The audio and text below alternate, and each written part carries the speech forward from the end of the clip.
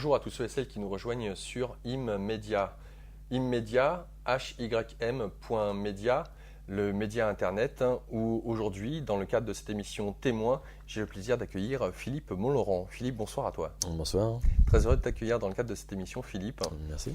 Cette émission a pour vocation de mettre en perspective un homme, en apparence ordinaire, qui aurait un parcours extraordinaire, ou alors au contraire, un homme qui serait extraordinaire avec un parcours ordinaire. Finalement, l'un et l'autre se confondent. Tout ça pour mettre en perspective le fait qu'on a peut-être des gens autour de nous qu'on ne connaît pas ou peu. Ça peut être tout simplement des collègues de boulot, ça peut être des membres de notre famille, ça peut être notre voisin de palier qu'on croise tous les jours. Et pourtant, si on s'intéressait un peu plus à lui, eh bien, on s'intéresserait aussi à son parcours, à sa vie, et de mettre en avant que tout à chacun, on a des vies quand même incroyables. Et pour moi, c'est un grand plaisir de t'accueillir dans cette émission parce que lorsque j'ai eu l'occasion de développer un petit peu l'approche de l'homme que tu es, j'ai pu noter différents mondes, des sphères qui, peut-être en apparence, pour certaines personnes, ne pourraient pas rentrer, je dirais, en communication les unes avec les autres de ces sphères. Or, toi, tu passes de l'un à l'autre sans aucune difficulté. Et peut-être de mettre en avant durant cette émission comment justement on peut être suffisamment ouvert pour jongler d'une sphère à l'autre.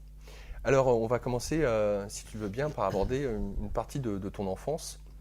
Ce qui m'intéresserait, c'est de savoir quelles ont été les valeurs qui t'ont nourri de la part de tes parents, de l'éducation que tu as reçue.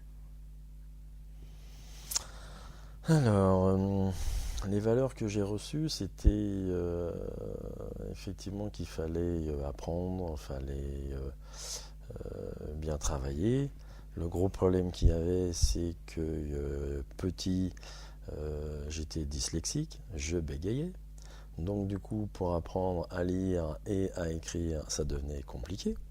Donc du coup, ça a été travailler, et ça n'a pas été facile tous les jours à faire. Je veux bien. Parce qu'en plus de ça, à l'époque, donc, on apprenait des récitations. Donc récitation, tu allais sur l'estrade à réciter et quand tu bégayes, c'est top. Donc ça a été assez dur. Et ta dyslexie et le bégaiement a duré jusqu'à quel âge ? Ça a duré au moins jusqu'à... Le bégaiement est passé, je dirais peut-être jusqu'à 12 ans. Dyslexie a duré très longtemps, je dirais même qu'à mon avis, il y en a encore. De temps en temps, j'ai les mots, les fautes d'orthographe, ouais. Effectivement, alors là, à l'appel. Jusqu'à 12 ans, l'approche de l'adolescence. Alors, je comprends quand justement... Est-ce que tu peux donner l'âge aux internautes, ton âge, s'il te plaît ? Mon âge, oui, j'ai 55 ans. 55 ans. C'est pour donner aussi une perspective de ton parcours et de ce que tu as effectué jusqu'à aujourd'hui et du travail que tu as fait sur toi-même. Et on verra que pour toi, ce travail-là n'est pas des moindres et on peut dire qu'il commence relativement tôt. Toi, ça a commencé par, pour le coup, la dyslexie. Est-ce que tes parents ont réussi à diagnostiquer tôt que tu avais cette problématique-là, si on peut parler de problématique ? Oui, ça a été, je dirais, les instits. Tout de suite se sont rendus compte, CP, effectivement. CP. Déjà, le bégaiement. Déjà, là, ça a été... Puis après, donc effectivement, à partir du moment où je commence à écrire, on s'aperçoit des fautes et des inversions de lettres, etc. Donc, est-ce que tu peux nous expliquer aussi comment un enfant peut... on sait que les enfants sont très durs les uns avec les autres. Comment tu as vécu cette période-là qui, on peut le dire, relativement longue ? Pour moi, ça a été très dur parce que en même temps que j'étais dyslexique et bégaiement, j'avais aussi les pieds plats. Donc à l'époque, on avait des super grosses godasses, des trucs, des gros battoirs qu'on avait aux pieds.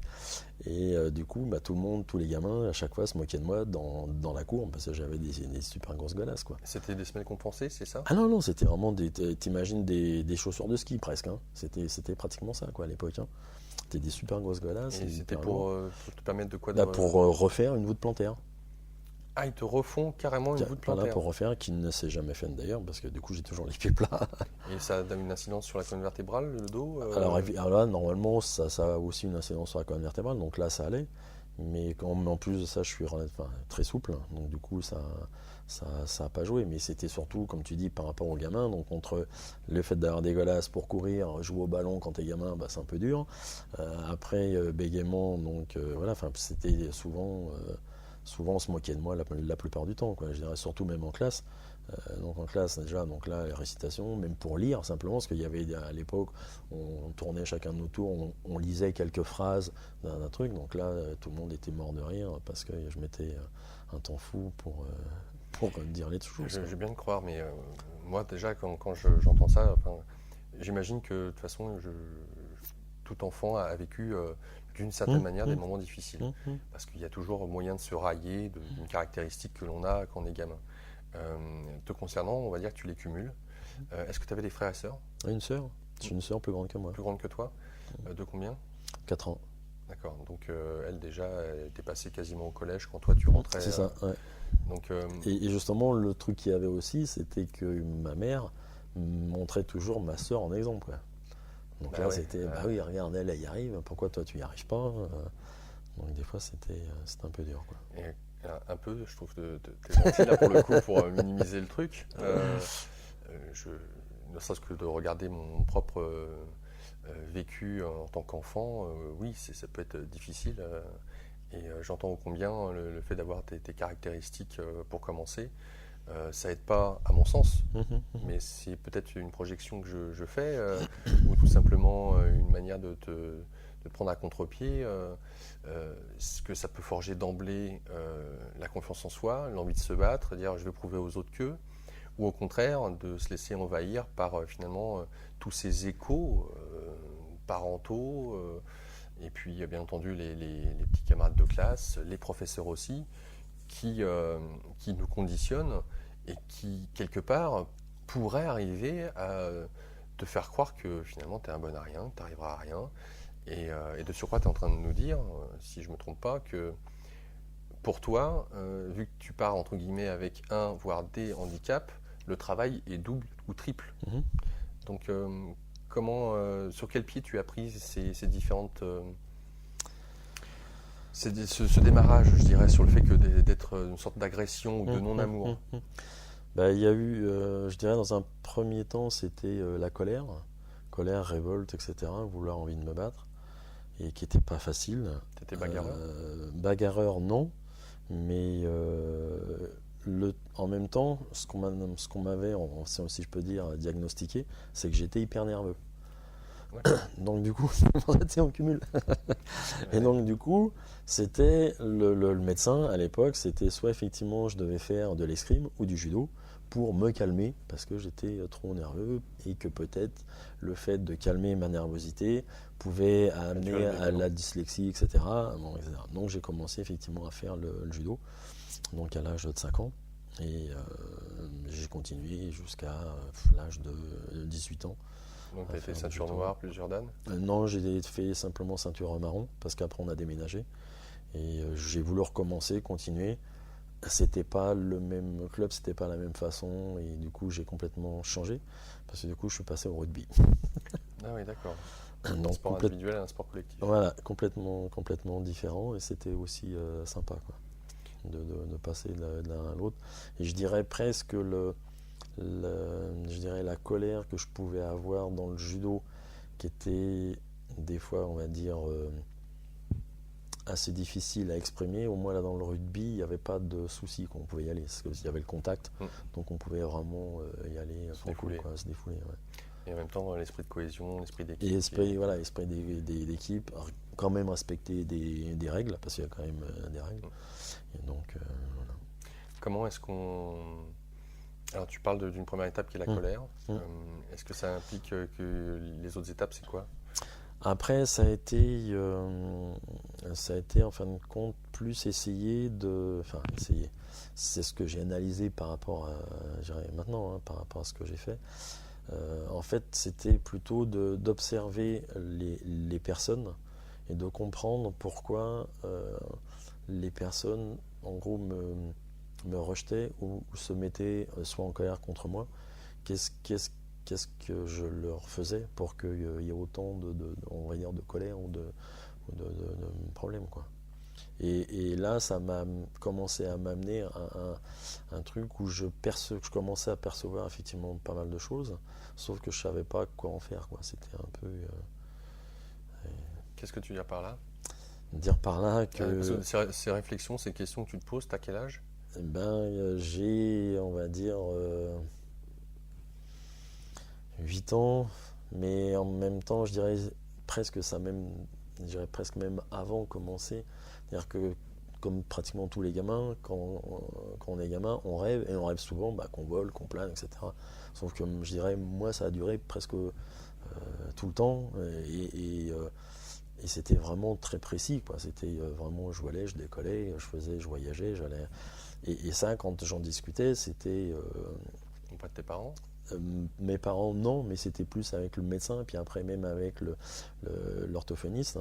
Et là, pareil, encore un parcours, un truc où pendant un moment j'avais une femme comme orthophoniste, et je dirais ça allait bien. Et il y avait quelque chose qui faisait que j'étais toujours, je dirais, en retrait, ou que je faisais toujours, je restais sur mes gardes en permanence. Même que je savais, je dirais très longtemps, je dirais même souvent, hein, c'est toujours faire attention, se protéger, faire gaffe à ce qu'on dit, qu'est-ce qui va se passer Ouais, à t'attendais le coup l'inverse. derrière, quoi, Tout le temps, finalement. ouais, c'est ça, tout le temps, ouais. Et donc en même temps, par le judo, justement, je me suis cassé un bras, donc le bras droit. Et là, rééducation, kiné, c'était une femme. Et là, ça a été génial parce que donc elle a joué sur sa position de femme de séductrice pour me dire attends, regarde, t'arrives pas à lever ton bras et tout, etc. Là, c'était dur. Mais en même temps intéressant parce que du coup, ça te fait bosser, ça te fait travailler. Et le truc, par contre, comme on est un garçon, c'est effectivement ne pas pleurer, etc., ne pas montrer. Donc ça, et c'est un truc que je dirais que après on apprend presque à faire l'inverse, hein, parce que plus tu montres effectivement ce que tu es, ta valeur, plus effectivement tu permets d'être ouvert et de ressentir ce qui se passe en face. Ouais. Quand tu parles de ces... est-ce qu'aujourd'hui tu peux parler peut-être d'expérience, de sortie hors du corps pour voler, voyager, comme tu le dis? Est-ce que tu poserais ces mots-là aujourd'hui dessus? Oui, parce que je dirais que j'ai eu l'expérience où j'ai eu un accident de moto, où justement je me suis recassé le bras encore une fois. Et là j'ai été dans le coma. Le même bras? Le même bras, oui. Et j'ai été dans le coma. Et là, en étant dans le coma, effectivement, j'ai vu, alors je n'ai pas décollé au-dessus de mon corps, mais j'ai carrément, effectivement, comme la plupart, une NDE où tu vois le couloir, la lumière, les trucs, etc. Donc c'était génial, quoi. Par contre, quand tu reviens, là, ça fait mal. Tu retombes dans ton corps, waouh. Alors, il y a beaucoup de choses là. Et là, très dur à expliquer, justement, à en parler, quoi. Alors, en quelques minutes, tu nous as dit beaucoup de choses. Alors, ouais. C'est génial parce que pour moi, ça me permet d'explorer des pistes, tu vois. Alors, j'aimerais en venir sur l'âge de 8 ans que tu as, où tu nous disais que tu avais eu l'occasion de faire des sorties, de voler. Alors, est-ce que, bon, apparemment, c'est pas des choses que tu faisais, j'allais dire, avec une volonté de le faire? Ça se passait? Ça se passait. Et quand on parle de voler ou de faire ces fameuses sorties, est-ce que c'était justement le soir en te couchant? C'était le soir en me couchant, oui. Est-ce que tu te mettais dans des états particuliers à l'époque? Pas du tout. Ça se produisait? Ça se produisait. Après, le truc qu'il y avait souvent aussi, c'était justement les peurs des monstres, les trucs qui ressortent du lit, qui remontent. Donc ça, je les avais souvent. Et je dirais, c'était presque le truc, c'est-à-dire qu'au moment où des fois je les voyais qui venaient, c'était ma façon effectivement de me barrer, de décoller et de partir. Alors comment, j'allais dire, quand tu sortais, qu'est-ce que tu voyais et où tu allais, si tu pouvais aller quelque part? Je dirais que là, après, oui, je dirais, je repartais dans des endroits où j'avais été, admettons, en vacances. Des trucs où c'était sympa. Des bons souvenirs. Des bons souvenirs où et je reste un moment, puis après, donc, voilà. Après, le temps, c'est vrai que quand tu es dans des moments comme ça, le temps n'a pas vraiment d'importance et c'est dur surtout à dire combien de temps ça se passe. Tu reviens, c'est calme, ça s'est posé. Après, voilà.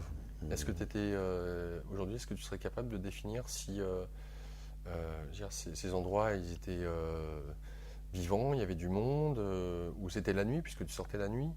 Alors je sortais la nuit, mais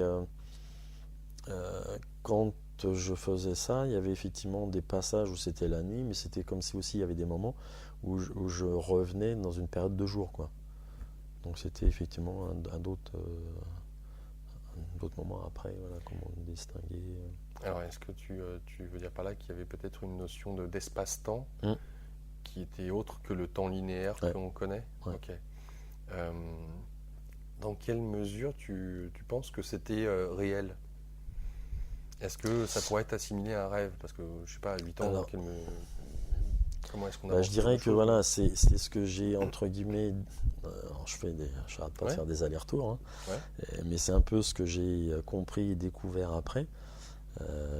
Donc bien plus tard, quand j'ai commencé donc là à travailler, où j'avais une femme qui me posait, enfin quand je lui posais des questions, qui me répondait tout le temps en me faisant me poser des questions.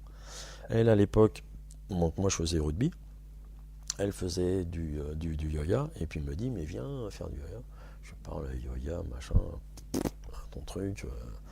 Et elle arrêtait pas. Et puis un jour, elle me dit mais viens essayer quand même. Puis à force de discuter dans les trucs, le jour où j'ai mon accident, que je lui explique ce qui m'est arrivé, effectivement, NDE, etc. Enfin, à l'époque, je savais pas que ça s'appelait une NDE, quoi. Je lui ai dit simplement, voilà, j'avais des choix, etc.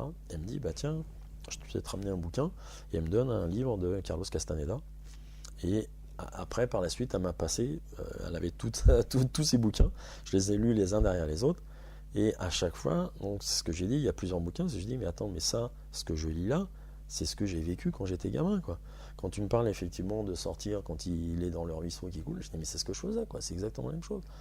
Et elle me dit, mais si tu fais ça, tu peux continuer, tu peux refaire. Et après, c'est ce que, entre guillemets, je me suis amusé, c'était à refaire les passages, à reconditionner, et même carrément à me conditionner pour préparer préparer un rêve. À un moment où je m'endormais, je dis je vais retourner dans le même rêve, continuer, changer la fin, modifier, etc., quoi. Moi, c'était génial, quoi. et t'y arrivais. J'y arrive, c'était super rigolo. L'accident de moto, c'est à quel âge? L'accident de moto, c'est à 21 ans. 21 ans. Mm. On y reviendra. Alors, pour ceux qui nous regardent, on va adresser, parce que là, on part dans une certaine direction, et j'aimerais justement, je faisais mention des différentes sphères qui caractérisent Philippe. Donc, sachez qu'il est technicien supérieur dans la recherche et le développement de la physique nucléaire. Qu'il est en même temps dans le milieu du chamanisme, il est homme-feu, on aura l'occasion de tous ces domaines-là de pouvoir les aborder dans une certaine mesure, et il est prof de yoga. D'ores et déjà, si vous souhaitez par la suite pouvoir communiquer, le contacter, eh bien vous avez cet email. Il est très simple, c'est Philippe Montlaurent, tout attaché, @yahoo.fr. Alors Philippe, Mont, M-O-N-T, et Laurent comme le prénom, comme moi. Donc c'est très simple, Philippe Montlaurent, @yahoo.fr, pour lui poser des questions, le rencontrer si vous le souhaitez, puisqu'il exerce en tant que professeur de yoga, et c'est dans le 91, vous pouvez le retrouver si vous le souhaitez. Donc voilà, ces différentes sphères, et c'est pour ça que, tu vois, quand tu me faisais part ton problème de dyslexie, Mhm. et des efforts que tu devais faire pour cadrer et, on va dire, j'allais dire, t'ancrer à la terre, Mhm. ou te poser et donner un cadre sur tout ce qui fait qu'un enfant peut se développer aujourd'hui. La charge de travail que tu as pu mettre en branle pour faire plus que les autres, pour arriver au même stade que les autres, voire peut-être les dépasser, j'en sais rien. Mais ça donne une rigueur incroyable qui a pu certainement être une aide pour tes études par la suite, lorsque tu as décidé de choisir une direction, une voie d'études, non? Non, parce que je dirais ça a été presque, je dirais, plutôt vers l'échec scolaire, où justement la dyslexie, les fautes d'orthographe, c'était vraiment balèze, quoi. Et que donc du coup, je me suis plutôt orienté au départ. Je voulais plutôt, donc ça rejoint quand même ce que j'ai fait un petit peu. Mais au départ, c'était carrément vétérinaire, quoi, comme beaucoup de gamins. Donc là, j'étais complètement à l'ouest de ce que je fais. Et donc en fait, c'est par rapport à mes résultats qui étaient, on va dire, mauvais, donc mes parents se sont orientés en me disant plutôt essayer de rentrer dans un collège, un truc d'apprentissage, quoi. Et donc là où j'ai été sur Paris, pour effectivement passer un BEP de micromécanique, parce que c'était ce qui m'intéressait. Donc là, ce qui les avait orientés, c'est que déjà, quand j'étais ado, je m'amusais à démonter plein de trucs, quoi. Les montres, les réveils, les machins, tout démonter, remonter, etc. C'était une passion pour moi et je m'éclatais avec ça. Et donc du coup, c'est ce qui les orientait un peu pour que je fasse de la micromécanique. Donc j'ai effectivement passé un BEP de micromécanique, tourneur, phaseur, ajusteur. Et c'est après, voilà, pourquoi je suis rentré après dans ce domaine. Sauf que au moment où j'ai commencé à chercher du travail, je voulais plutôt être prototypiste. Donc un truc encore vraiment particulier. Donc chez Dassault, Aérospatial, etc. Et donc bon, là c'était très rigolo parce que à chaque fois on me répondait comme quoi ils n'avaient pas les qualifications que j'avais, alors que bon, c'est très bien qu'ils en ont forcément dans chaque boîte. Il y a au moins plusieurs personnes qui s'occupent des prototypes pour les mettre au point, les développer, etc., quoi. Donc on pourrait même, bon, on parle de technicien supérieur, mais on pourrait limite, moi j'y vois le côté ingénieur en même temps, c'est-à-dire mettre en branle des mécanismes pour créer tout simplement. Je reviens sur ton enfance, adolescence. Je t'ai parlé des dévoleurs qui t'ont été transmises. Tu as fait part d'être consciencieux, de travailler. Finalement, cette course un petit peu à la réussite et d'être bien dans les cases, c'est le cas de le dire. Bon, alors pour quelqu'un de dyslexique, pas facile de mettre dans les cases, ouais. Mais je peux comprendre que, on va dire, ton attrait pour tout ce qui a trait à la mécanique et à la micromécanique, parce que c'est vrai que démonter des montres, c'est pas comme démonter un monteur de voiture, c'est pas le même rapport au niveau de l'échelle. Et j'aimerais saisir comment justement on peut être dyslexique, avoir des difficultés à construire des phrases, peut-être à compter, à parler, à s'exprimer, et en même temps être fasciné par finalement la structure de mécanismes complexes comme peut l'être une montre, un réveil ou... Je sais pas, je dirais que peut-être, dans mon inconscient, c'était effectivement de comprendre, de démonter des choses, effectivement, plus on démontait les choses petites, de comprendre peut-être comment moi-même je fonctionnais, quoi. Et que du coup, après je suis parti effectivement dans d'autres branches encore. Il y a encore un autre truc où là j'ai fait aussi de l'aquariophilie.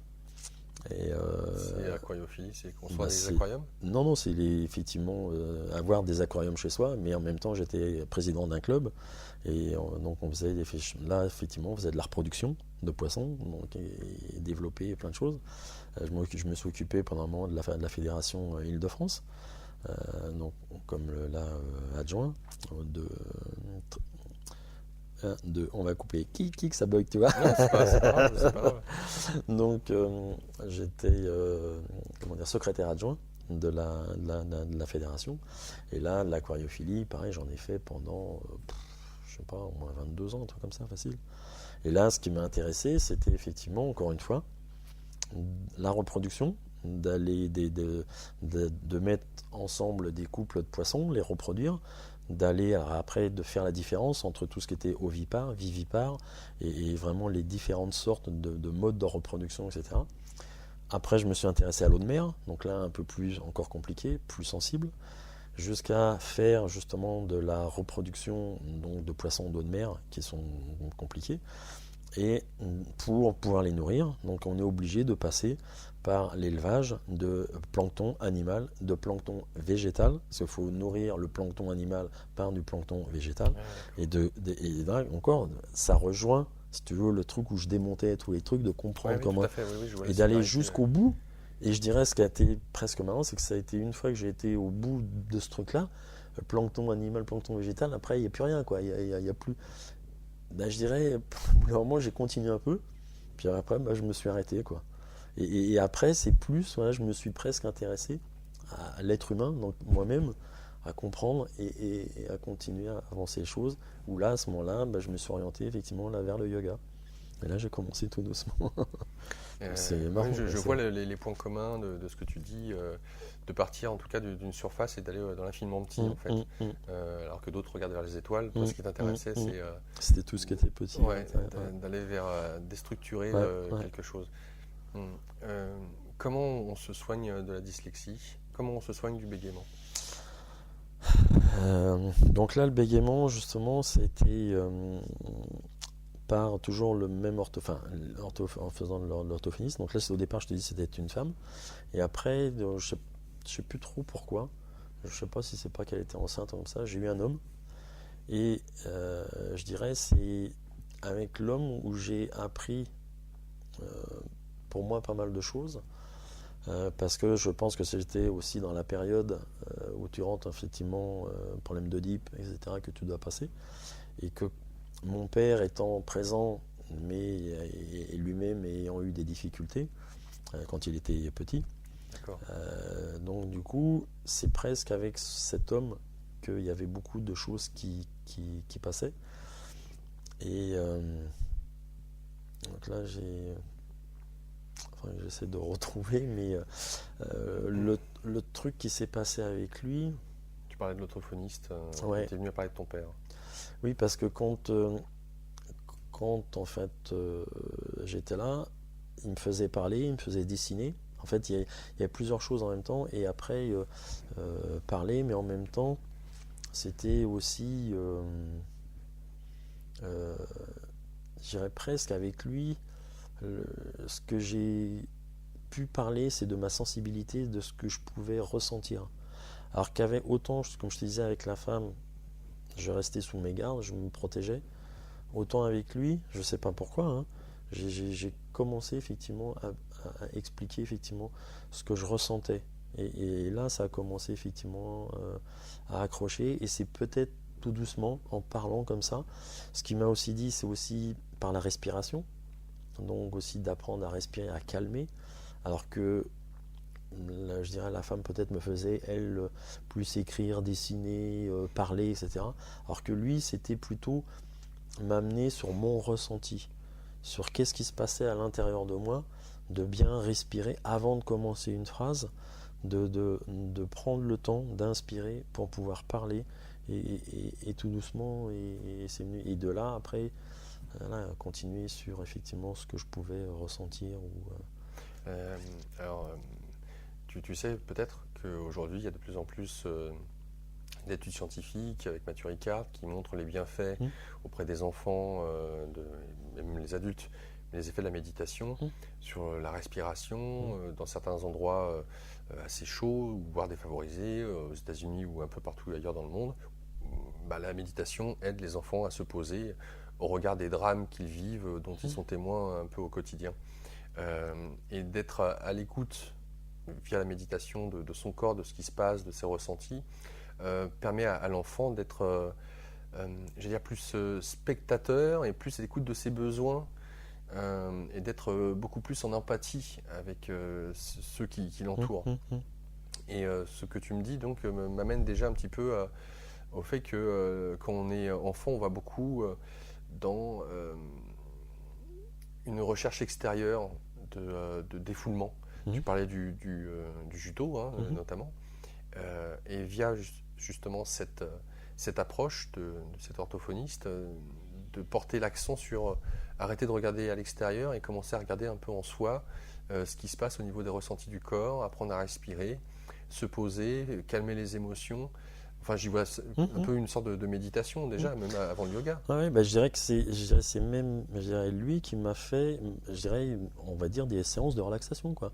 J'étais allongé, il me faisait ressentir, respirer, après on parlait, et effectivement, par ça, je dirais comme à l'époque je faisais du judo, et donc par rapport à ça, j'ai pu effectivement me servir de ce qu'il me disait, de me calmer, de respirer, pour pouvoir mieux effectivement ressentir et pouvoir faire c'est-à-dire les mouvements, les prises pour pouvoir effectivement avancer. Ce qui était après rigolo qui m'a fait m'interpeller longtemps, à un moment, c'était que, vu mon gabarit pas très grand, gaulé comme une ablette, dès que j'étais debout avec quelqu'un, chaque fois je volais.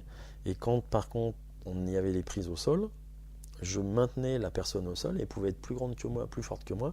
Une fois que j'étais dessus, j'arrivais à la maintenir. Et plusieurs fois, il y en a qui me disaient, mais comment tu fais? Je n'en sais rien, moi je fais la prise. Et c'est, je dirais après avec le recul, que c'est effectivement par la respiration. Je respirais, je me concentrais, j'amenais toute ma conscience justement au niveau du nombril. Et là, je sentais que ça pesait du poids et que le mec, je le plaquais. Et c'était assez rigolo, quoi. D'accord, visualisation créatrice. C'est le assez... chi voilà, bien plaqué au sol et tu voilà. bouges plus, quoi. Ouais, tu bouges plus. Et c'était super marrant, quoi. C'est, Quels étaient, parce que... mais sans savoir à l'époque ce que je faisais, quoi. Ça, voilà, ça a été ça longtemps. Et c'est après que...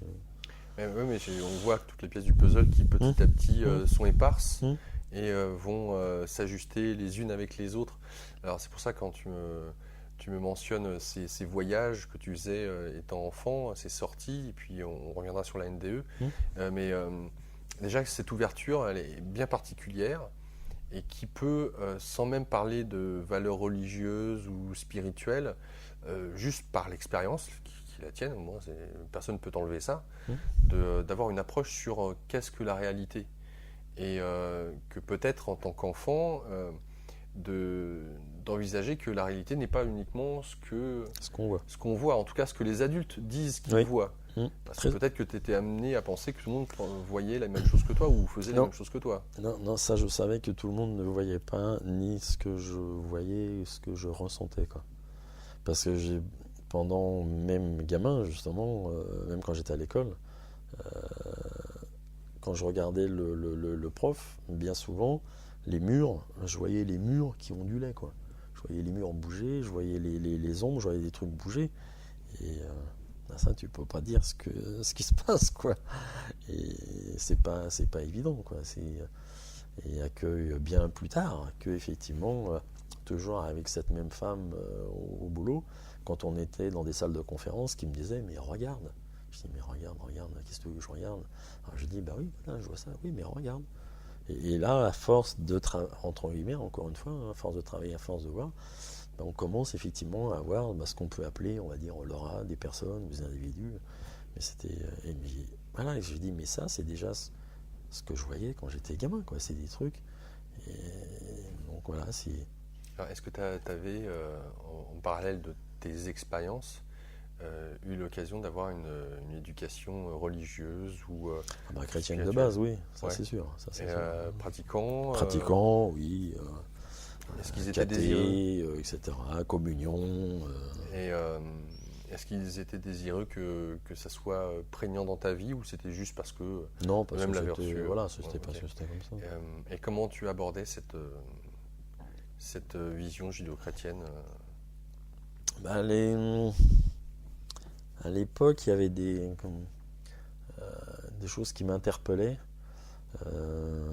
Autant il y avait on peut dire, des parties où j'étais peut-être d'accord. Enfin, on t'apprend, c'est comme à l'école, voilà, on t'apprend 2 plus 2, ça fait 4. Là, on te dit, voilà, Christ est venu, machin, ressuscité, il est remonté. Bon, ouais. Ok, pourquoi pas, quoi. Mais bon, ça reste quand même un doute, ça reste quand même quelque chose. Et après, c'est pourquoi si effectivement il y a ça, pourquoi on peut pas plus parler, pourquoi on peut pas rentrer en communication avec lui, pourquoi ça reste. Et là, j'avais pas de réponse, quoi. C'était et plus tard aussi encore, ce qui a été assez rigolo. Je ne sais plus exactement comment ça se produisait, mais j'ai été amené à rencontrer souvent des prêtres exorciseurs. Et je discutais avec eux, et c'était rigolo, quoi. Tu trouves un prêtre, et puis, mec, tu te dis, bah oui, et puis, mais c'était génial, quoi, parce que j'ai commencé, effectivement, à un moment donné, je dirais après la communion, l'église, je laissais complètement tomber, c'était une galère, un truc chiant, quoi. Et ça a été bien plus tard, quoi, que peut-être vers 25 ans, où j'ai commencé effectivement là à rencontrer des prêtres. Et là, il y a de la matière. Tu discutes avec quelqu'un qui te dit, qui voit effectivement des choses, qui a des choses autres que ce qu'on dit. Ah ok, bah, ça me va. Je dis là, ok, là on peut discuter de choses que toi tu vois, moi ce que je vois, qu'est-ce qu'on en fait, etc. Et bon, c'était intéressant, quoi. Oui, effectivement. Comme dans Après, voilà, je me suis posé des questions, pourquoi je les rencontre, quoi. Ah oui, parce que s'ils ne sont pas non plus super Ils sont nombreux. pas... Exactement. Alors donc c'était Donc, dans quelles circonstances? Je sais plus exactement les circonstances, mais c'était une fois, je crois que c'était même dans un café, quoi. J'ai rencontré, et puis où je venais, à l'époque je fumais, donc je venais chercher un paquet de tabac, et puis je sais pas, je me retourne, et puis je vois le prêtre qui était assis, en train de... Et je crois que voilà, je suis venu, il y a un truc qui m'attirait, discuter, et voilà, quoi. Mais c'était bizarre, quoi. D'accord. Tu as mentionné à un moment donné que tu as commencé à parler de tes sorties auprès de l'orthophoniste. Je ne sais pas si c'était l'homme ou la femme. L'homme. L'homme, ok. Et une autre personne. Bah, la personne avec qui je travaillais. Oui, mais là c'était beaucoup plus tard. Ça, c'était beaucoup plus tard. Ouais, d'accord. Ouais. Mais sinon, Alors, avant, non, et l'orthophoniste, l'orthophoniste, qu'est-ce qu'il en pensait de ça? bah, lui, justement, à l'époque, je sais pas trop. Lui, par contre, ce qu'il me disait surtout, c'était de dessiner ce qui se passait. Et j'avais l'impression qu'effectivement, le fait qu'il me dise de dessiner ce qui se passait, ce que je voyais, ça validait quand même ce qui se passait. Ça devenait crédible, quoi. Alors que c'était pas un truc, non, le mec il est malade, faut l'enfermer, quoi. C'était. Est-ce que à travers tes expériences d'enfant qui a la possibilité de voir certaines choses ou de sortir, de faire ces sorties-là sans que tu les commandes, ou apparemment tu les commandais, enfin, je veux dire, c'était un souhait, tu le faisais, tu disais Oui, un voilà, jeu, c'est ça, voilà, c'est ça, voilà, ouais. ça s'est instauré. Au moins, quand on commence à être adolescent, enfin, c'est ce que je pourrais imaginer, on voit peut-être un monde intérieur, riche d'expériences, et on pourrait vouloir chercher des réponses. Et ces réponses pourraient se trouver dans des livres. On a quand même une génération d'écart, et dans ce sens-là, je ne sais pas si début de l'adolescence, s'il y avait suffisamment de livres qui pouvaient t'interpeller pour peut-être répondre à des questions, ou est-ce que toi-même tu as fait les démarches, ou est-ce que tu n'étais pas du tout lecture? J'étais pas du tout lecture, déjà par les problèmes de dyslexie, problème de lire, et même encore maintenant, je dirais, il y a des bouquins des fois qui m'intéressent, mais c'est vachement dur, parce qu'il y a même des fois, je lis, je passe un chapitre, d'un seul coup, j'ai presque zappé ce que j'avais lu avant, quoi. Et je dirais, moi, c'est plus, on va dire, tout le temps, par le vécu, quoi, par le senti, par ce qui se passe, que je vais effectivement, et après, je vais des fois feuilleter un bouquin, reprendre des trucs, ah bah oui, effectivement, il dit ça dedans, etc. Mais... ça passe par ton corps et par ton expérience. Ouais. C'est comme ça que tu assimiles le plus rapidement les choses. Ouais. Avec ce souci de vouloir disséquer, mais par l'expérience. Par l'expérience. Ouais. En tout cas, il faut que le corps soit l'intermédiaire. Ouais. Donc, on peut comprendre qu'un bouquin... surtout quand t'es ado, quoi. Mes parents déjà lisaient pas énormément. Il y avait que ma soeur qui lisait. Et voilà, quoi. Attends, moi, tu me prenais un bouquin, c'était galère, quoi, pour lire, quoi. Donc, tu te souviens un petit peu ce que j'aimerais aussi essayer de saisir dans ton parcours, c'est comment, en ayant tous ces handicaps, s'il en est, en tout cas en ne partant pas à part égale vis-à-vis de la majorité des jeunes, comment ça te forge? Tu disais que tu étais passé d'abord par la colère, et puis après de l'observation des autres et des questionnements que ça t'a amené sur toi, si je puis dire. Déjà, pour avoir ce genre de questionnement, je ne sais pas, j'ai pas souvenir d'avoir rencontré beaucoup de personnes qui, peut-être à 12, 13, 14 ans, se posent ces questions sur eux-mêmes, sur peut-être leur fonctionnement, voient la différence qu'ils ont réellement avec les autres, et se posent des questions sur eux. Alors, l'adolescent est peut-être dans l'idée générale de ce que ça implique, l'adolescence, on est en rébellion, on cherche effectivement ses propres marques, mais avec les autres plus, Mhm. on cherche à avoir une bande de potes, Mhm. on sort avec les potes, Mhm. on a envie d'aller découvrir le monde, on se croit un peu invincible. Oui. T'as eu ça Ouais, aussi, j'ai eu ça aussi. Ouais, d'accord. ouais. Euh, mais là où je voulais en venir, c'était ces questionnements qui étaient les tiens. Ils étaient de quel ordre? Où est-ce que tu essayais de trouver des réponses? S'il n'y avait pas beaucoup d'adultes qui pouvaient répondre, si les bouquins c'était dur, je veux dire, comment ça se passait pour essayer de trouver des réponses sur ce que tu vivais? Ok, c'était des expériences, mais est-ce qu'il y a quelqu'un qui peut m'expliquer ce que je vis? Bah, non, je garde. Non, il y avait pas de réponse. C'était. En gros, je faisais une banque de données, quoi. D'accord. J'accumule jusqu'à un moment donné où je puisse effectivement avancer. Et je dirais, le truc qui a peut-être été aussi un peu. C'est effectivement le moment où j'ai commencé à avoir des relations avec des filles. euh, où effectivement, je dirais là, bah, comme ça passait encore par le corps, par le physique, par la sensibilité, je pouvais plus facilement comprendre ou sentir ce qui se passait, quoi. Et effectivement, pourquoi bah, elle fonctionnait comme ça, pourquoi l'autre elle fonctionne autrement. Ces deux femmes qui ne fonctionnent pas de la même façon, elles n'ont pas les mêmes résultats. Donc, voilà, et c'était, je dirais pas que ça a été aussi un truc d'expérience, c'est-à-dire que hein, je passais d'une à une autre et en faisant un bilan de ce qu'il y avait, comment ça fonctionnait. Est-ce Quoi. que tu voyais une sorte de lien entre tes états intérieurs et peut-être le genre de filles avec lesquelles tu étais? Est-ce que tu as À remarqué peut-être des l'époque, points non. communs À l'époque, non. Après, oui.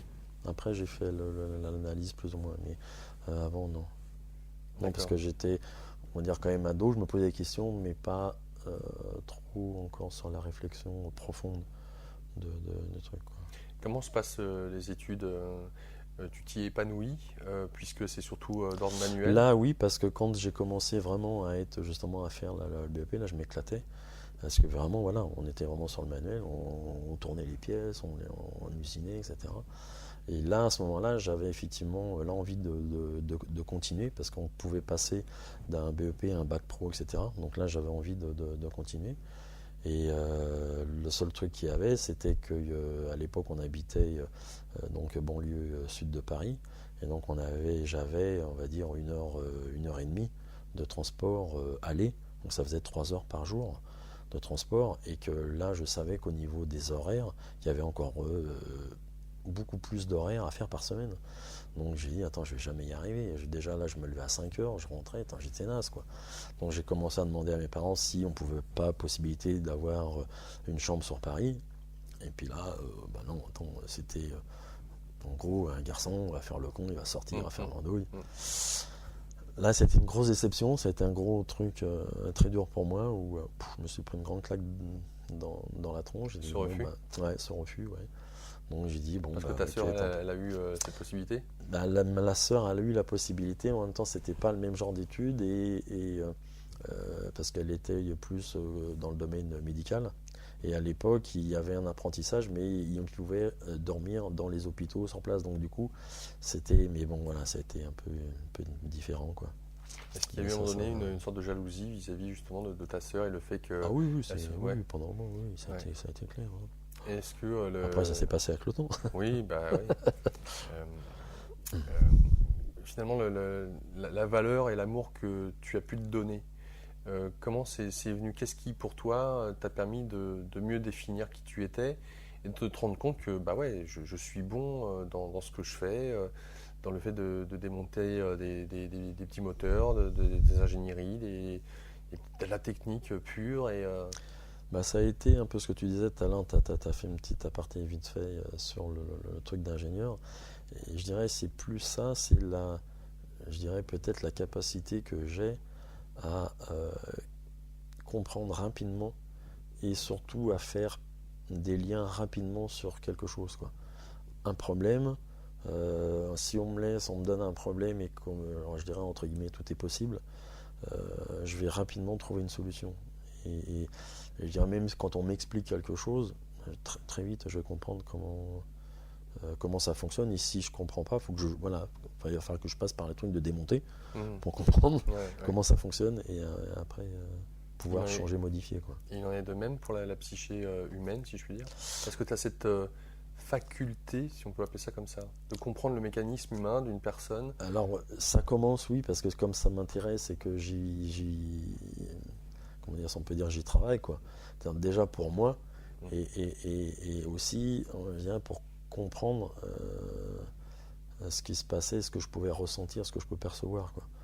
Donc, parce que bien souvent, il y a des choses que je perçois, que je comprends, et si j'ai pas d'explication, j'ai pas de mots à mettre, parce que le français, l'individu, il parle toujours avec des mots. Et quand tu sens quelque chose, quand tu captes quelque chose, il faut bien que tu puisses me mettre un mot, expliquer ce qui se passe, quoi. Et donc là, voilà, part effectivement, on va dire, le yoga. Après, ça a été effectivement, des bouquins quand même, ça a été parlé, échangé. Et après, ça a été des formations que je me suis payé, que je fais et que je continue pour effectivement comprendre l'être humain, comment il fonctionne. Et, comment. Je reviens sur. Il y a tellement de choses. Bah oui. La NDE. Oui. Parce que 19 ans. Non, 22. La NDE, donc Near Death Experience ou une EMI, expérience de mort imminente. Tu as une moto, donc tu passes le permis. Pas une mobilette, hein, d'accord, une moto. Moto. D'accord, donc même la mécanique ou les engins, de manière générale, là aussi tu prends plaisir à ouais, les premières mobilettes que j'ai eues, pareil, démonter, remonter des moteurs X en pagaille. Mon père qui avait sa bagnole qui était en panne, je lui démontais, il me dit ah on met pas les mains dedans, je dis si t'inquiète, je démontais. Voilà. Après c'est vrai qu'il y a eu des fois, même il était content parce que du coup je lui évitais de passer au garage et de payer la facture, quoi. Ouais. Mais il était toujours un peu réticent, il avait toujours un peu peur, pas trop confiance quand même, disant attends c'est un gamin, quoi. Voilà, quoi. Mais c'est vrai qu'il s'est rendu compte quand même qu'il y avait quand même pas mal de donc la choses, moto, étape un peu obligée voilà. quand on est amoureux de la mécanique. Est-ce que tu sais pourquoi tu as eu l'accident? Et quand je dis pourquoi tu as eu l'accident, j'entends que tu nous décrives effectivement les circonstances rapidement. Et si le regard que tu mets sur l'accident lui-même, en dehors de la NDE qui a eu lieu par la suite. L'accident par lui-même, c'était je dirais c'était plus pour pas me prouver à moi, mais plus parce que quand ça m'arrivait, j'avais mon cousin qui était avec moi. Et donc, sur la moto? Sur la moto, oui. Parce qu'en fin de compte, je revenais de vacances, j'étais avec ma copine, on revenait de vacances, et puis on passait, donc c'est l'époque c'était sur Montluçon, je crois. Donc on passe, et puis je dis tiens, on va passer les voir, on va faire une pause, ça va permettre de calmer un peu pour reprendre la route plus tard. Et mon cousin à l'époque, il me fait ah super, une moto, jamais fait de moto, tu m'emmènes faire un tour. Au départ, j'étais attends, c'est bon, je viens de rouler, moi un peu me poser, quoi. Puis il insistait, je dis bon allez viens on fait un petit tour, donc on fait un petit tour et puis voilà, j'irais lui faire voir ce que c'était une moto, que ça pouvait avancer, bon peut-être un peu trop vite justement, et il y a un moment en fait il y avait une côte, on monte la côte et sur la côte je vois des flèches qui étaient en gros des flèches blanches marquées au sol sur la gauche, donc je commence à me déporter sur la gauche et au moment où j'arrive en haut de la côte, je vois effectivement qu'il y a un virage à droite. Simplement, c'était pour indiquer qu'il y avait une route sur la gauche, mais la route principale était sur la droite. Donc là, quand je vois ça, je balance tout sur la droite, sauf que lui, il n'a jamais fait de moto. Tu balances tout, il reste de l'autre côté, la moto, tout droit. Et là, tu dis, oula, oups. Et puis, en face, il y avait une voiture qui arrivait. Je dis, non, pas la voiture. Donc, j'ai rebalancé à fond comme un malade. Et puis là, on est passé juste derrière la voiture. On a tapé le trottoir. Lui, le cousin, il la vole en l'air. Moi, je me suis éclaté contre le portail de la maison, la moto derrière moi. Pareil, j'étais comme ça. Les gens, quand ils m'ont vu, ils croyaient que j'étais mort, quoi. Donc, voilà, quoi. Donc, ok. Alors, est-ce que pour toi, le fait d'avoir eu cet accident-là, qui t'a amené à avoir une NDE, tout le monde n'a pas non plus une NDE avec un accident, est-ce que tu as eu Il y a surtout du bol de m'en sortir comme ça, quoi. C'est clair. Ça aurait pu être pire. Tu as eu des séquelles en dehors de ce coma? Non. Rien? Le coude de pété. Juste le coude? Voilà. Et ton cousin? Lui, clavicule. La clavicule pétée, donc ça va quoi. Ouais, hein. C'est... Euh, je poserai à la limite la question après, on verra. Oui, la question serait de savoir, est-ce que tu peux nous décrire un petit peu la NDE? Beaucoup, c'est que, je sais pas, en fonction de ce que tu estimes être important de préciser. La NDE, on en a entendu parler plein. Pour chacun, ça peut être différent, même s'il y a Voilà, je potentiellement dirais le truc qu'il y a, les premières instances, effectivement, comme on le dit, hein, tu vois ta vie qui défile en sens inverse. Et ça, c'est assez génial parce que mais c'est des flashs, ça va très vite, hein, c'est vraiment un flash. On va dire, c'est comme si c'était une image, plaf, plaf, plaf, plaf, t'as une image qui vient, qui suit les unes derrière les autres, jusqu'à un moment donné où je dirais, ben voilà, c'est fœtus, ça avait rien. Puis pendant un moment, t'as rien. Enfin, moi, voilà, il n'y avait rien, il se passait rien. Puis d'un seul coup, c'est comme si tu avais un tout petit point lumineux, puis tout doucement, ça augmente, ça augmente, ça augmente, puis après ça fait comme une espèce de tunnel, puis effectivement tu sens que tu montes, que tu es aspiré par ce tunnel, quoi, et en même temps, ce qui est génial, c'est comme je dis, hein, moi, on me représente et j'y vais, hein, j'y cours tellement on est bien, quoi. C'est c'est comme si on était enveloppé, ou quand on voit des fois des gros nuages blancs, comme si tu étais enveloppé, voilà, par ces gros trucs de cotonneux. cotonneux, c'est doux. Et puis au bout d'un moment, pour moi, c'est comme s'il y avait une toute petite musique, vraiment comme les chupas tibétaines là, qui va qui teintent, et un tout petit truc bzzz, c'est super, super. Et je monte, et puis au bout d'un moment, je commence à percevoir des silhouettes, à percevoir quelque chose. Ouais, je ne sais pas ce que c'est, quoi, notamment. Puis au moment où presque je commençais à pouvoir presque déterminer ce que c'était, ça s'arrête. Je redescends dans mon corps, puis là, monsieur. Et là, bah, les douleurs qui arrivent et tout, voilà. Et c'est fini. D'accord. Mais c'était génial, quoi. Comment pour toi, cette expérience-là, bon, j'avais qu'une envie, c'est d'y retourner, moi. Ah ouais? Ah bah ouais, t'as le mec, ah monsieur, parlez-moi, revenez, oh non, non, non. Comment, avec le recul un petit peu, je sais pas, le jour suivant ou après, pour toi, qu'est-ce que tu as vécu? Ah bah as vécu ça, à l'époque, j'avais vécu un truc, je savais pas trop, quoi. Je dirais déjà, comme j'étais gamin avant, il y a plein de trucs que je vivais que je parlais pas. Donc là, ça a été pareil, quoi. J'ai rien dit, quoi. J'ai attendu, et puis ça a été plus tard, peut-être par des émissions, des trucs où on parlait de NDE, des trucs comme ça. Je dis, ben voilà, ça y est, je sais, c'est ça que j'ai eu aussi, c'est ça que j'ai vécu, donc voilà. Après, la question que je me suis posée, c'était quoi les choses que j'allais percevoir et que j'ai pas pu voir, quoi. Ça, je l'ai compris plus tard. D'accord, tu me rappelleras cette étape-là, importante. Ok. Donc je reviens sur le boulot. Mm. Donc tu arrives à avoir quel diplôme? Finalement, tu t'éclates dans ton truc. BEP de micromécanique. D'accord. BEP de micromécanique. Et en fait, c'est après l'expérience, encore une fois, qui te fait ouais, passer là, je cherche du boulot, je t'ai dit, je trouvais pas, donc je vais bosser en intérim.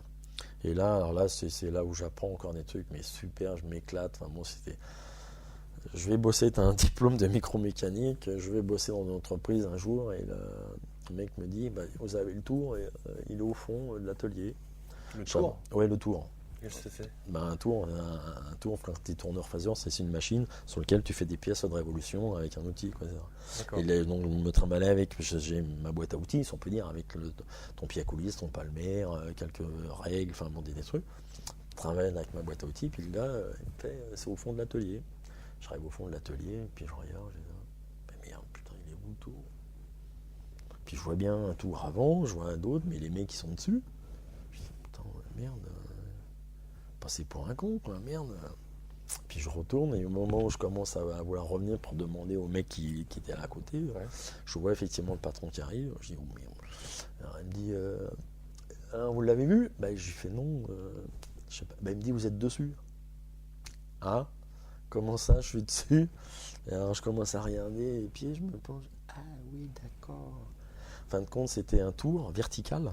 Moi, j'avais l'habitude des petits tours, un truc comme ça, même un peu plus grand et précis, choublin, un truc. Et là, c'était un super gros tour vertical, avec des pièces qui mesuraient des 5 mètres, 8 mètres de diamètre, avec des pièces qu'on amenait au palan et tout le bordel. Les outils, j'avais des carrés comme ça, que j'avais presque du mal à tenir, à les amener, tu vois, à la main. Et alors, les trucs, mais c'était génial, quoi.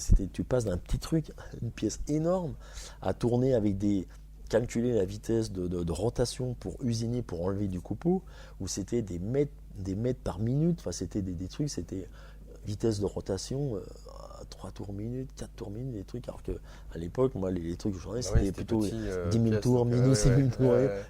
Alors, le copeau, des trucs, fallait faire. Mais voilà, c'est des trucs super marrants, quoi. Une expérience, quoi. C'est des trucs super marrants, quoi. Un autre, je vais bosser dans un autre truc où. Alors là, par contre, c'était aussi, je m'éclatais bien parce que c'était du prototype et là, on pouvait discuter sur la façon de faire les pièces et tout, etc. Sauf que le patron, il avait pas une thune, enfin, c'était vraiment un truc. Et le mec, il faisait les poubelles des entreprises. Le patron ? Oui, le patron. Il faisait le tour des ans parce qu'on était, je sais plus, on était 3 ou 4, quoi, c'est tout, hein, dans l'entreprise. Hein. Et le mec, il faisait le tour des poubelles des usines à côté pour récupérer de la ferraille, récupérer des outils s'il y en avait. Alors après, il nous donnait ça, moi je me démerdais, il me faisait des trucs, des fois il n'y avait plus rien. Enfin bon, c'était génial, quoi. Voilà, tu apprends à faire des trucs avec ce que tu peux, avec les moyens du bord, quoi. Mais c'était rigolo, quoi. Et après, j'arrive où mon père travaillait effectivement là dans le milieu, puis qui me dit plusieurs fois d'ailleurs, hein, quand le temps, il dit hey, tu veux pas rentrer? Oh non, chier. Ouais. Puis au moment, bah voilà, à force de faire les trucs, bon bah ok, allez, je vais rentrer effectivement dans le nucléaire. Déjà, ça me branchait pas trop. Puis j'ai passé un essai, voilà, tourneur, pareil, tourneur fraiseur ajusteur, on a fait un truc, et puis bah voilà, j'étais apte, et puis en avant, j'ai parti mon kiki. À travers les différentes expériences que tu as pu avoir dans le domaine de technicien, comme tu l'étais, est-ce que tu considères que c'est un milieu, le milieu de la physique nucléaire, de tout déjà, c'est un domaine qui est sécurisé, ne rentre pas qui y veut, et l'état d'esprit, si je puis dire, de ces hommes, ces collègues, ces femmes avec qui tu es amené à travailler, que tu es amené à côtoyer. Quel univers pour toi il se dégage de cela? Pour moi, complètement différent de tout ce que c'est. Je dirais, voilà, c'est vraiment un cadre où ils sont. On va dire, pour moi, ça va être. Les mathématiques, la réflexion, le truc, c'est logique, il n'y a rien qui peut être différent de ce qu'on a prévu, de ce qu'on. Et voilà, enfin, je dirais moi bien souvent, je voyais bien que de toute manière, ce qu'il disait, ça ne pouvait pas fonctionner, quoi. Il y a des trucs, faut que ça soit comme ça. Alors effectivement, on s'aperçoit que par la physique, par les mathématiques, on arrive à retrouver des trucs. Maintenant, on arrive à savoir effectivement beaucoup ce que l'énergie, ce que c'est, comment ça se développe, tout ça, tout ce qui est quantique, les énergies quantiques, etc. Mais bon, voilà, pour moi, je dirais, il y a d'autres moyens des fois, et que si t'es pas hyper cartésien, machin, tu n'as pas ton mot à dire, quoi. T'es pas. C'est-à-dire que je pourrais dire les autres vies que tu as là, présentement, dans quelle mesure tes collègues sont au courant que tu t'intéresses au chamanisme, ou tu le pratiques, on va dire, dans une certaine mesure, on y reviendra. Ça, il n'y en a pas beaucoup, ça, qui savent. Et tout ce qui a trait au yoga, plus? Si, un peu plus déjà. Ouais, ça, c'est mieux accepté. C'est plus accepté, c'est déjà plus logique. Ah oui? Ouais. Il faut que ça soit logique. Voilà. On peut comprendre que vivre des expériences comme les tiennes, qui n'ont pas forcément de réponse, c'est du vécu. Et d'attendre que la science soit suffisamment ouverte et à même de comprendre, de saisir ce que certains de nos aïeux, parce que finalement, aujourd'hui, on explique beaucoup plus de choses grâce à la physique quantique, mais aussi grâce à la vision hindouiste, bouddhiste, ou la vision asiatique d'une manière générale, qui nous a amené à porter un autre regard sur notre réalité. Mais eux l'avaient déjà depuis longtemps, cette vision-là, quand on voit finalement la médecine chinoise, ce qu'elle apporte sur la vision énergétique du corps, et ce qu'on en comprend aujourd'hui au même titre que le feng shui, et, euh, et la manière dont on peut en géobiologie aujourd'hui comprendre mieux les réseaux Hartmann, Schumann, qui sont des choses, j'allais dire, très concrètes. Très concret. Dès le moment où on se penche dessus, on peut comprendre que c'est pas facile peut-être d'évoluer dans un milieu comme justement la physique nucléaire, parce que ça reste des hommes et des femmes en fait, c'est ça que je veux dire. Mais maintenant, qu'est-ce qu'on peut partager avec ces hommes et ces femmes en dehors de ce qui vous réunit dans le cadre du travail? Tu vois ce que je veux dire? Je peux le formuler différemment. Quand on a cette ouverture d'expérience dans laquelle tu as commencé à baigner, et que tu arrives dans un milieu où quelque part le pragmatisme, le scientisme, le dogmatisme est tellement verrouillé, dans quelle mesure est-ce que tu peux, toi, faire juste exprimer, j'allais dire, qui tu es? Je dirais là, non, j'ai pas exprimé, je faisais comme, je dirais comme les autres, quoi. Tu fais ton boulot, tu fais ton truc, point, et c'est tout, quoi. Tu vas pas pouvoir aller, tu peux pas exprimer d'autres choses. Non, c'est verrouillé, c'est bloqué. Il n'y a pas de frustration à ça? Si, un peu, mais bon, c'est. Après, tu te dis, c'est ton boulot, c'est ce qui te fait gagner ta vie. Voilà, c'est un peu. Et c'est vrai que pendant un moment, j'espérais, entre guillemets, que par ce boulot, entre guillemets, je dis bien, être reconnu sur les capacités, parce que pendant un moment, je dirais que à l'intérieur de cette société, j'ai bougé, on va dire, tous les 3-4 ans, en apprenant des choses nouvelles, en allant jusqu'au bout de ce que je pouvais apprendre, etc. Et donc, parce que pour moi, c'était intéressant d'apprendre, de connaître d'autres techniques, d'autres modes, etc. Et donc un jour, je rencontre, me fais embaucher, enfin je change encore de boulot.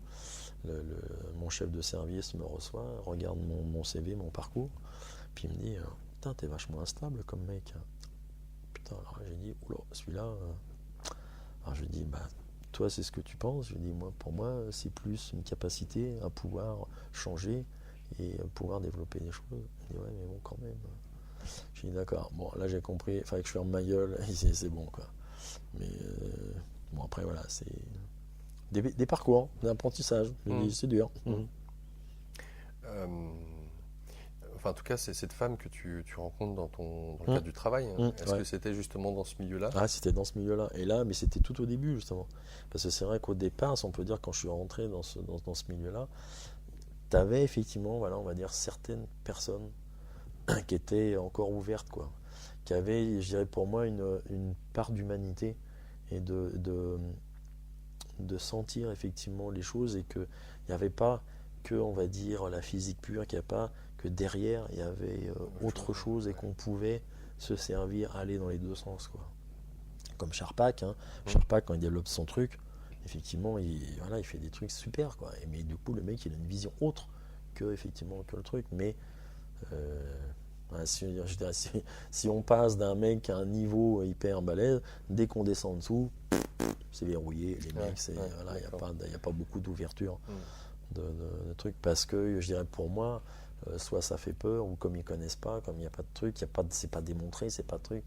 Donc voilà, faut sortir le truc, faut démontrer, et là à ce moment-là, à partir du moment où tu démontres, ok, c'est bon, ça roule, quoi. Ouais, encore, avec plus ou moins de résistance, voilà. Chacun. Cette femme, c'est qui? D'où elle vient? Pourquoi est-ce que le lien est passé entre vous? Je sais pas, c'est une ingénieure qui est venue travailler, et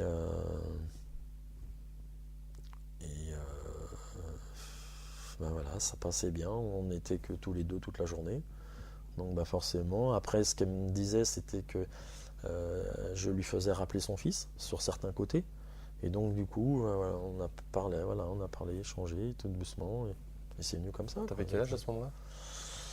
À ce moment-là, j'avais 22 ans, un truc comme ça. Ah oui, c'était quasiment après la NDE, quoi, Ah ouais, finalement, après presque. l'accident. Presque, ouais, ouais. Et c'est pour ça, c'est que, je dirais, même ce qui était, si on peut dire rigolo, c'est que à chaque fois, il y a des trucs qui viennent derrière les uns, derrière les autres, quoi. Je fais un truc, derrière il y a quelque chose, et puis on m'apporte quelque chose, ou je rencontre des gens, et ça se développe, ça avance, c'est... Oui, ça se déplie. Ça Enfin, se c'est la déplie, vie, voilà, j'allais c'est dire. ça, voilà, C'est la vie. c'est- Ouais.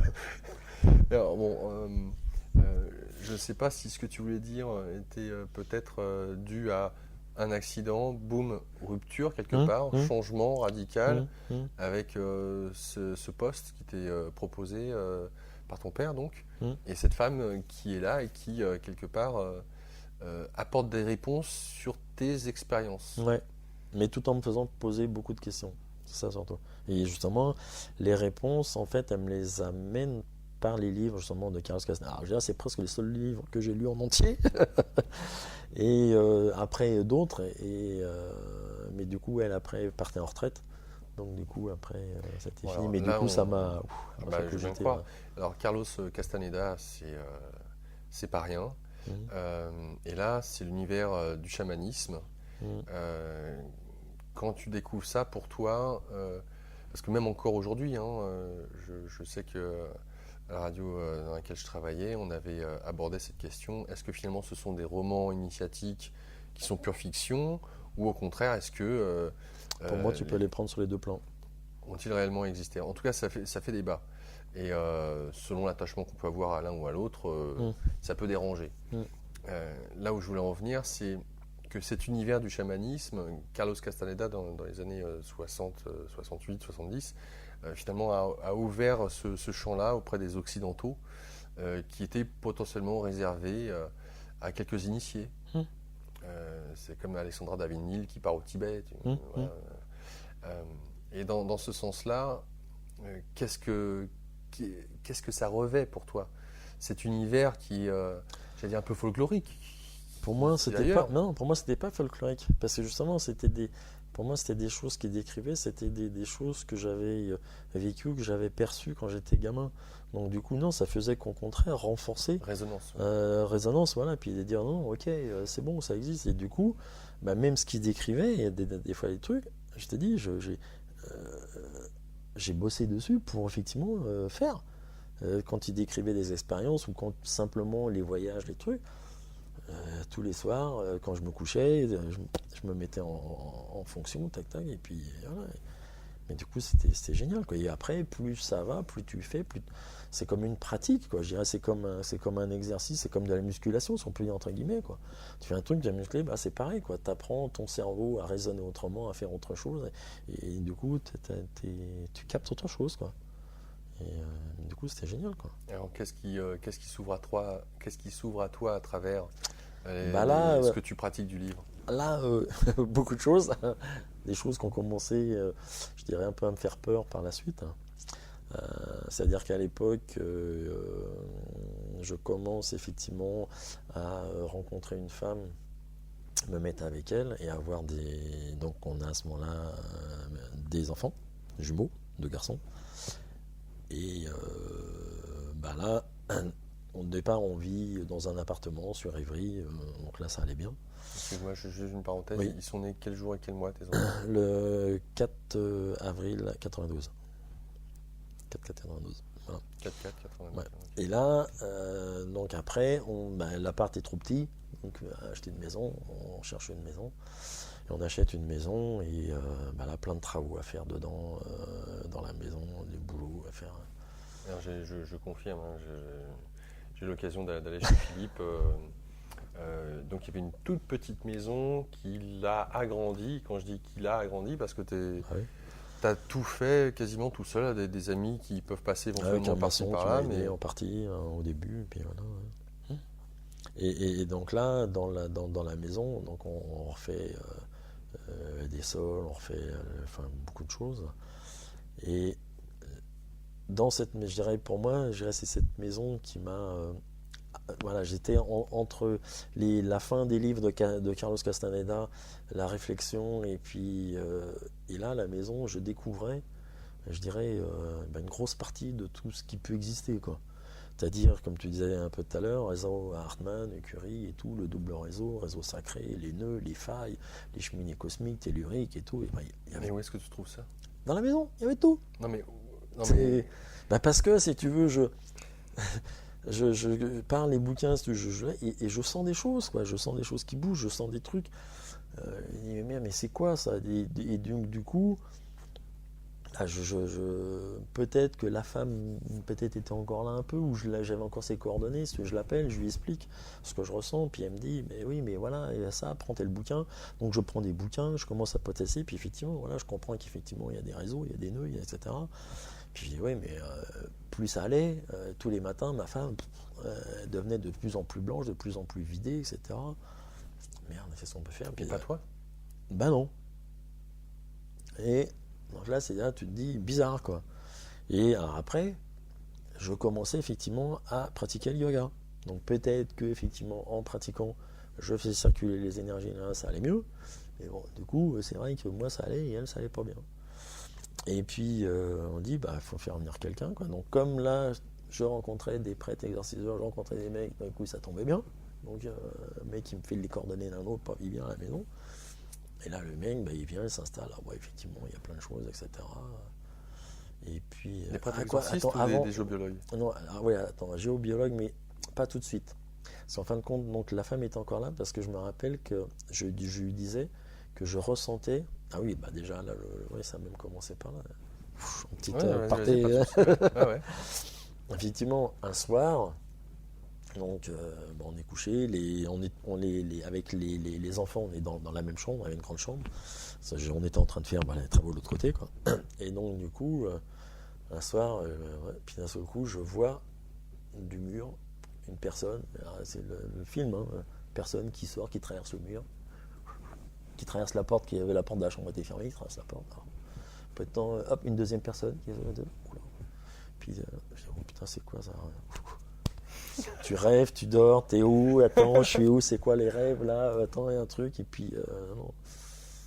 Bon, premier soir. Bon. Puis, c'est revenu, alors pas tout de suite le lendemain, hein, quand même. Parce que là, je crois que je m'aurais vraiment trop interpellé. Peut-être 3-4 jours après, ça recommence. Je dis, merde, attends. Puis, je me dis, chaud, quoi. J'en parle effectivement à la personne qui était au boulot avec moi. Puis elle me dit, mais c'est simplement, faut que tu les aides à partir, quoi, parce qu'elles sont là. Je dis, attends, tu me dis ça, je fais quoi? De quoi tu me parles? Attends, et puis, je commence effectivement, donc là, à faire des recherches par rapport à la maison, donc à la date, ce que c'était, donc faire des recherches antérieures. Là, tu aperçois que la maison, c'était un restaurant, ça a été un hôtel de poste, ça a été un relais, etc. Enfin bon, on a remonté. Donc effectivement, il y a eu plein de transformations, plein de personnes. Et effectivement, les personnes, c'était des personnes qui étaient décédées, étaient des personnes juives qui cherchaient à partir. Durant la Deuxième Guerre mondiale? Durant la Deuxième Guerre, et qui ont été descendues dans la cave. Et donc tous les soirs, enfin pas tous les soirs, mais régulièrement, partait, hop, il a traversé, partait, quoi. Et là, elle me dit, t'as qu'à les aider à partir. Et t'es rigolote, je fais quoi pour les faire partir? Elle me dit, tu leur parles? Attends. Là, tu te dis, attends, là, on est vraiment sur une autre planète, là. Comment ça, tu leur parles? Ben oui, tu leur parles, tu leur dis que. Donc, bon, d'accord. Bon, puis alors, un soir, je les vois passer. Je dis, hop, toi là-bas. Ouais, ça, tu te dis, un peu craignos, qu'est-ce que je fais? Bon. Et puis, je dis, bon, tant pis. Je dis, il faut que je. Bon. Puis, donc, un autre soir, je les vois. Et puis là, je dirais même presque que je n'étais pas couché, quoi. J'avais fait exprès de rester pour les voir sortir. Parce que je dis, je ne peux pas les interpeller en étant dans la chambre avec ma femme et les enfants, quoi. Donc, du coup, je reste à côté. Tu n'as pas parlé à ta femme? Non. Non, parce que. Mais t'es pas au courant que tu percevais des choses, que tu. Plus ou moins, on en parlait un peu, mais bon, là, elle va se dire, si je vois des trucs, elle va quand même me prendre pour un allumé, quoi. Donc c'était. Et donc on fait donc je restais à l'extérieur et je les vois passer. Puis là, évidemment, je leur parle. Je leur parle, puis je leur dis. Donc pareil, ils m'avaient prévenu, j'allume une bougie, donc j'allume une bougie. leur parle, je leur dis voilà, d'aller vers la lumière, etc. Et puis, le lendemain, dessous. C'était fini, c'était perdu. Je dis bon, bah super. Et puis, à l'époque, donc, je faisais de l'aquario, donc avec des réunions de la fédération, etc. Et quand je partais, donc de temps en temps, ma femme me disait à l'époque, quand tu pars, elle dit c'est bizarre, elle dit j'ai l'impression qu'il y a du monde dans la maison, quoi. Donc là, après peu de temps, je lui ai expliqué effectivement le truc. Alors je lui ai dit mais normalement, je les ai fait partir, ils sont plus là, quoi. Donc elle était rassurée, je partais. Puis c'est arrivé, je sais plus quand, une fois, pareil, voilà.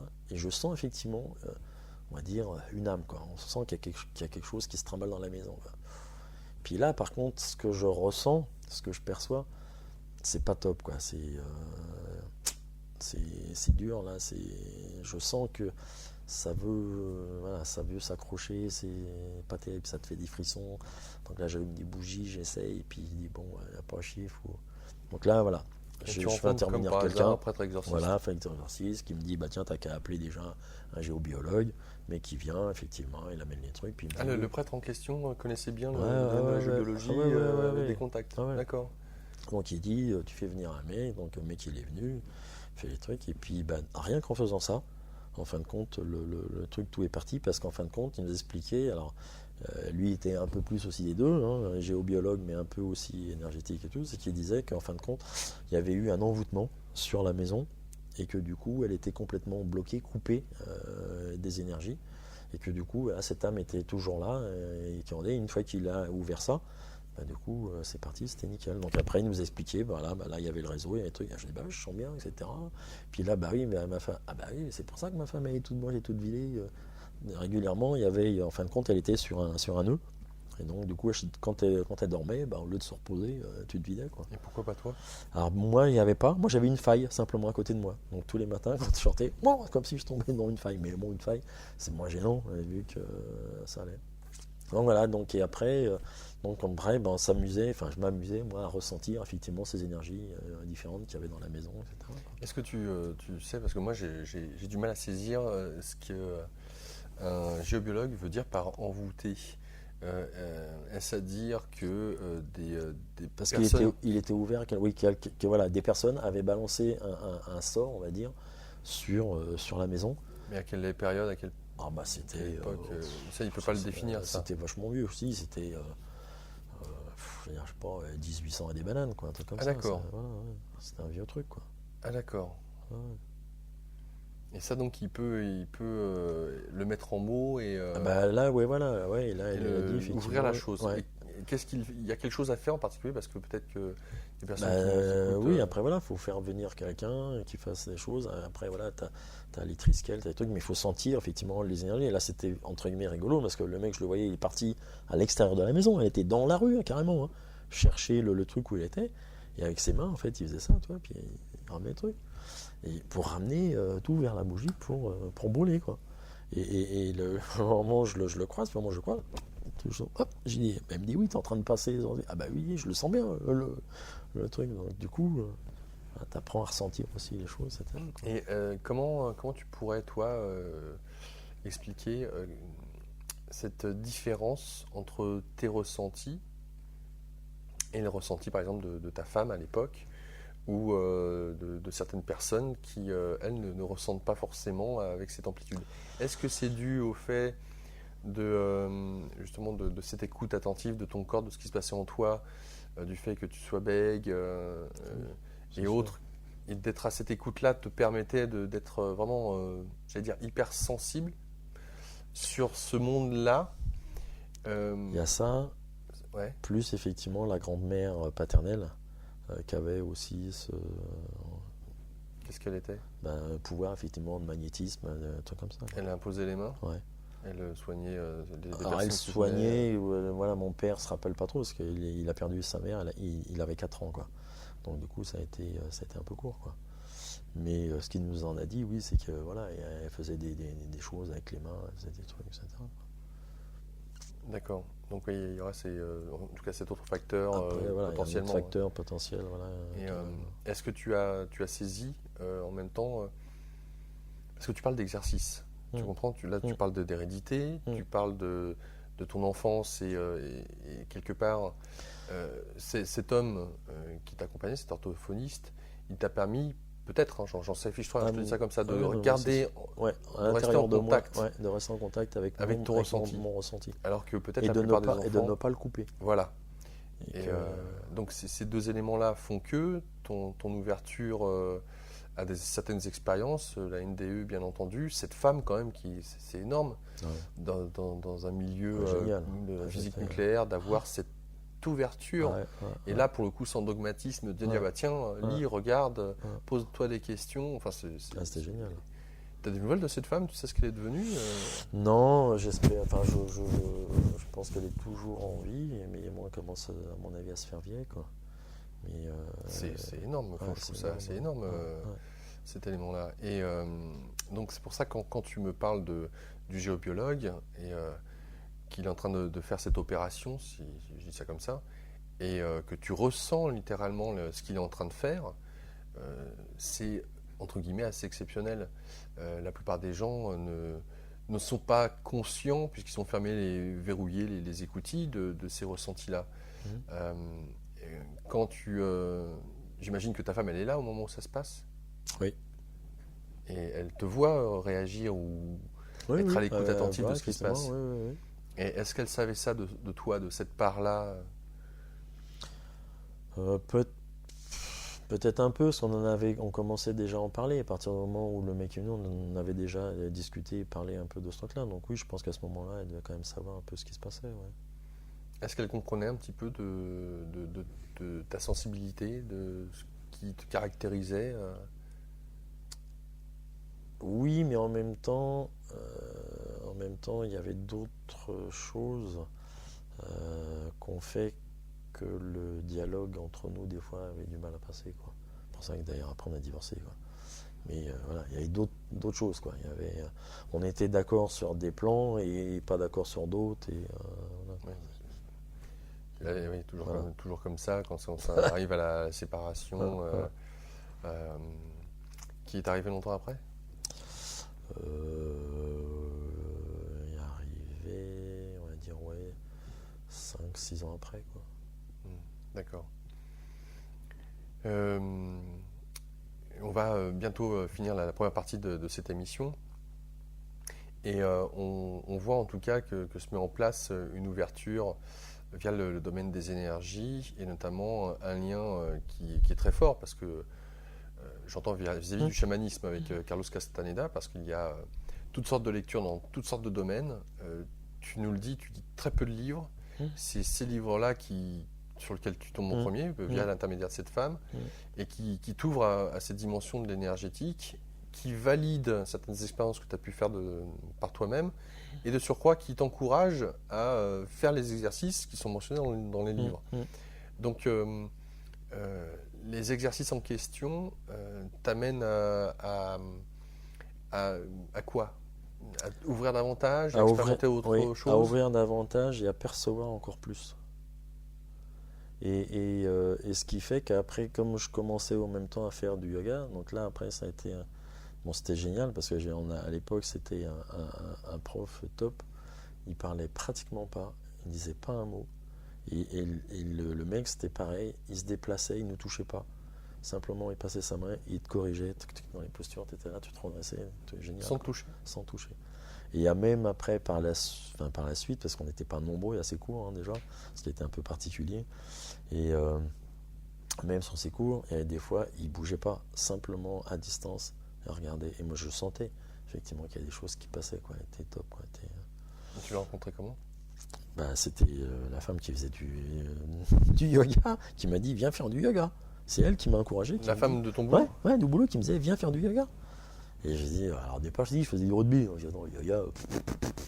Oui, d'accord, oui. Et après, suite un peu avec l'accident qu'on parle, etc., elle me dit, puis il y a les bouquins. Bon, déjà, avec les bouquins, après, je dis, bon, allez, je suis allé voir le yoga et voir ce que c'est, mais bon. Et là, effectivement, j'ai pu. Voilà, encore une fois, je refaisais un lien entre ce que le mec m'avait dit quand je faisais d'orthophoniste, de ressentir des choses, Et là, du coup, voilà, ça venait, je ressentais. Et quand après, j'ai eu d'autres profs, où il y en a une, c'était assez marrante, quoi, parce que je lui posais des questions. Je lui dis, attends, moi, comme dans telle posture, quand je respire, je sens l'énergie qui passe de là, qui fait le tour, qui revient, etc. Tu vois, mais attends, toi, t'es pas normal. Bon, d'accord. Bon, bah, du coup, j'ai mis ça dans un coin. Donc, après, je lui demandais plus rien.